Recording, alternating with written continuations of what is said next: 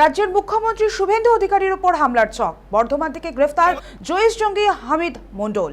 নিঃসন্দেহে এটি এসটিএফ এর বড় সাফল্য। এই বিষয়ে আরো বিস্তারিত জানবো। ফোন লাইনে রয়েছেন আমাদের প্রতিনিধি আমজাদ আলী শেখ। আমজাদ, একেবারে চাঞ্চল্যকর ঘটনা, রাজ্যের মুখ্যমন্ত্রীর ওপর এই রকম হামলার ছক, তাও আবার জৈশি জঙ্গির। কি জানতে পারছো, কিভাবে করছিল এই জৈশি জঙ্গি হামলার ছক, এবং সব থেকে বড় প্রশ্ন, কিভাবে ঘাঁটি গাড়লো বর্ধমানে, কি জানতে পারছো? আমজাদ শোনা যাচ্ছে কি? আমজাদ শোনা যাচ্ছে কি? মাফ করবেন, সংযোগ ব্যাহত হয়েছে, আমরা আবার যোগাযোগের চেষ্টা করব। যেমনটা জানা যাচ্ছে যে রাজ্যের মুখ্যমন্ত্রী শুভেন্দু অধিকারীর ওপর হামলার ছক, বর্ধমান থেকে গ্রেফতার জইশ জঙ্গি হামিদ মণ্ডল। সূত্রের খবর, ধৃতের কাছ থেকে উদ্ধার হয়েছে শুভেন্দু অধিকারীর নিরাপত্তা ও গতিবিধি সংক্রান্ত একাধিক গোপন নথি। গ্রেফতারির পর হামিদ মণ্ডলকে পেশ করা হয় আদালতে। পুলিশ ও কেন্দ্রীয় বাহিনীর আঁটোসাঁটো নিরাপত্তা বর্ধমান আদালত চত্বরে। এই মুহূর্তে সব থেকে বড় চাঞ্চল্যকর খবর, আজকে যে খবর উঠে এসছে, গ্রেফতার জইশ জঙ্গি হামিদ মণ্ডল। আর হামিদ মণ্ডল গ্রেফতার হয়েছে রাজ্যের মুখ্যমন্ত্রী শুভেন্দু অধিকারীর ওপর হামলার ছকের অভিযোগে। এবং একই সঙ্গে সঙ্গে নিঃসন্দেহে এই কথা বলার অবকাশ থাকে না যে এই ঘটনা নিঃসন্দেহে চাঞ্চল্যকর, এবং এই যে গ্রেফতারি, এই যে আটক করা, তার জন্য এসটিএফ এর কিন্তু একটা ধন্যবাদ প্রাপ্য, এসটিএফ এর বড় সাফল্য। সূত্রের খবর, ধৃতের কাছ থেকে উদ্ধার হয়েছে শুভেন্দু অধিকারীর নিরাপত্তা ও গতিবিধি সংক্রান্ত একাধিক গোপন তথ্য।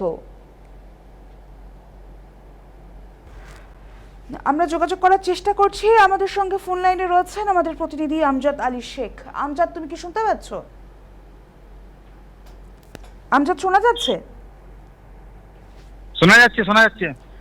আমজাদ, এই ক্ষেত্রে দাঁড়িয়ে আজকে যে খবর সামনে উঠে এসছে যে রাজ্যের মুখ্যমন্ত্রী শুভেন্দু অধিকারীর ওপর হামলার ছক, এবং সেটা জইশ জঙ্গি হামিদ মণ্ডলের, প্রথম প্রশ্ন যেটা উঠে আসে, কিভাবে বর্ধমানের মতো জায়গায় ঘাঁটি গাড়লো এই জইশ জঙ্গি, এবং একই সঙ্গে সঙ্গে আর কি কি তথ্য উঠে আসছে, কি জানতে পারছো?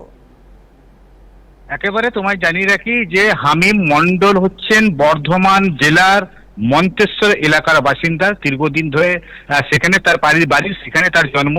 কর্মসূত্রে হাওড়ার যে পিলখানা রয়েছে, ওখানে একটা গেঞ্জি কারখানা রয়েছে, সেই গেঞ্জি কারখানায় কাজ করতেন উনি।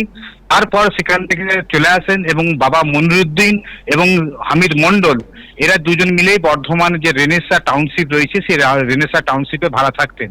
কার্যত সব মিলিয়ে দীর্ঘ 2 মাস আগে, অর্থাৎ নির্বাচনের আগে তিনি ঘর ভাড়া নেন, এমনটা কিন্তু জানা যাচ্ছে, এবং সেখানে তিনি থাকতেন এবং তার পরিবারও থাকতো। কিন্তু এই বিষয় নিয়ে হঠাৎ করে এসটিএফ টিম এবং বর্ধমান থানার পুলিশ দীর্ঘ কয়েক সপ্তাহ ধরে এটা নিয়ে কিন্তু বিষয়টি নিয়ে জানতে চাইছিলেন যে কিভাবে কি হয়েছে।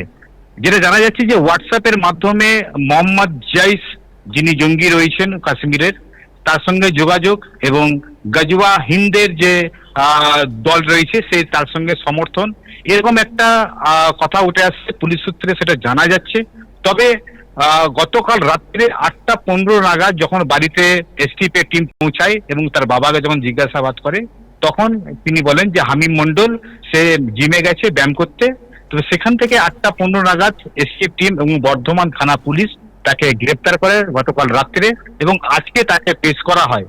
কার্যত সব মিলিয়ে যে বাতাবরণ তৈরি হয়েছে পূর্ব বর্ধমান জেলা জুড়ে এবং রাজ্য জুড়ে, তাতে করে বোঝা যাচ্ছে যে তিনি একজন জঙ্গি এবং জঙ্গিদের সঙ্গে, তার সংগঠনের সঙ্গে সে যুক্ত রয়েছে, এমনটা কিন্তু জানা যায়। কিন্তু সরাসরি ভাবে প্রশাসনের তরফ থেকে এখনো পর্যন্ত প্রেস মিট বা বর্ধমান যে পুলিশ সুপার রয়েছেন বা বর্ধমান থানার যিনি আইসি রয়েছেন, তারা কিন্তু কোন রকম ভাবে খবর দেয়নি। সবই সূত্রের খবর মাধ্যমে জানা হচ্ছে যে তার কাছে যে নথি পাওয়া গেছে, সেই নথিতে কিন্তু জৈশ মোহাম্মদের সঙ্গে তিনি যুক্ত রয়েছেন, এবং জৈশ মোহাম্মদের সঙ্গে দীর্ঘ কথোপকথন হয়েছে, এবং গজওয়া হিন্দ যিনি রয়েছেন যে দল, গজওয়া হিন্দের সঙ্গে তার যোগাযোগ রয়েছে।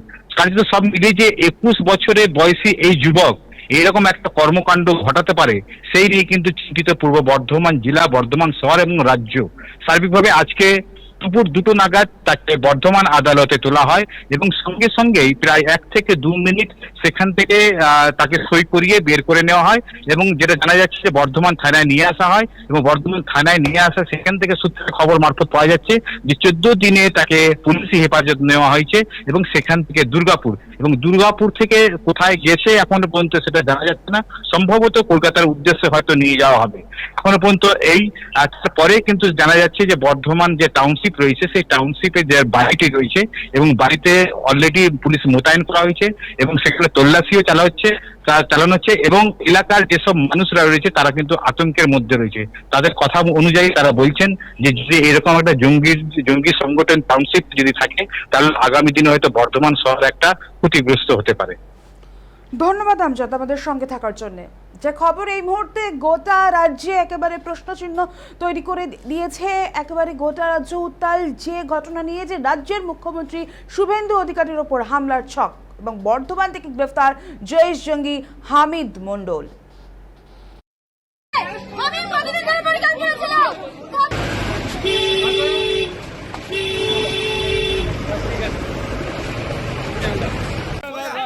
আরে বেরোতে দেন।